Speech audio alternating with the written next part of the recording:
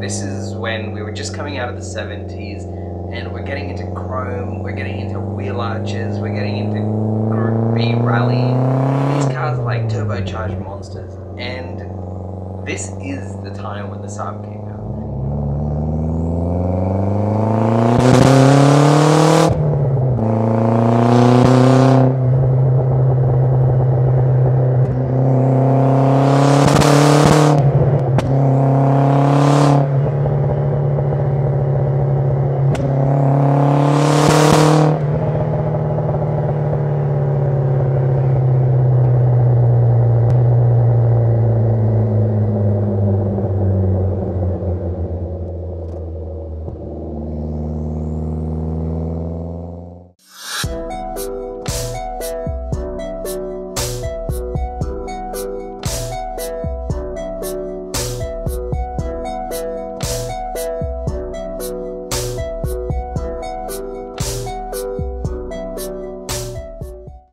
It's got a bit of a crisis. It's got a 2-litre turbo, which pushes out, in my case, about 125 kilowatts at the wheels. And that's a lot of power from a front wheel drive car. But you move inside the cabin, and then you've got this very nicely appointed cabin. Remember, this is the 80s, but we're talking leather, power everything, heated seats, sunroof. I mean, you know, these things were just not available. I mean, you gotta remember, this car was up there in terms of price. It was one of the most expensive coupes you could buy at that time.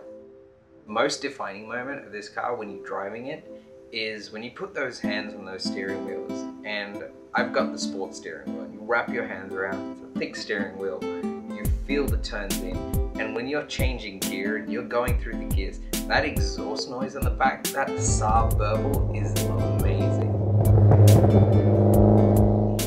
Firing away in the background, and it just makes you want to pound it into gear, into gear, into gear.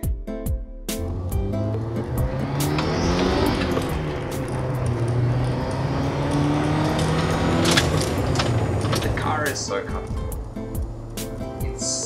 The seats are so well soft, and the suspension is soft, but it's firm enough for it to be a sports ride. It gives me the sensations that I want. It gives me the power that I want. I crave that power. I crave that dependability on the engine. I crave it.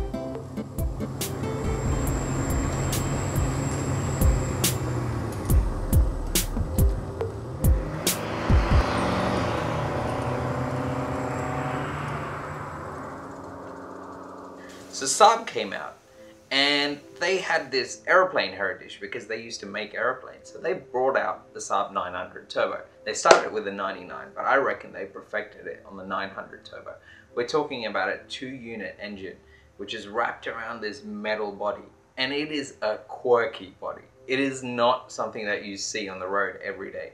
I mean, we're talking long bonnet, short cabin, high up, curved windscreen. It's just so distinctive. And on the back is the coolest bit, where you've got this massive whale tail, you know, reminiscent of the Porsches. My biggest bonding moment with this car was bringing it down from another state. We purchased it online, and we're driving it down. We're in Australia, it's in the middle of nowhere, and this car is just going. It's been raining, it's been, you know, heat in the summer. At night time, it's just pitch black. We got nothing but both the lights, you know, off the car on high beam. And this thing is chugging along at 120 k's an hour and just flying all the way down back home. And that feeling of trust that was developed on that drive is just, you just can't replicate this feeling, because this car had my back. It didn't let me down. And I don't want to let this car down. I take care of it very much, as I can.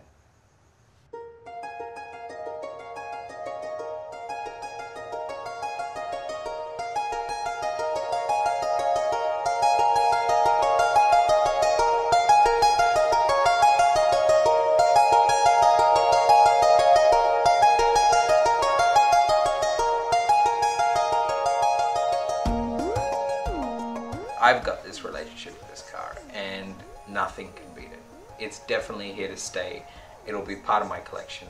I'll cherish it, and you know, there are going to be many, many years, many, many kilometers that we're going to have a great drive together. We're going to have heaps of fun.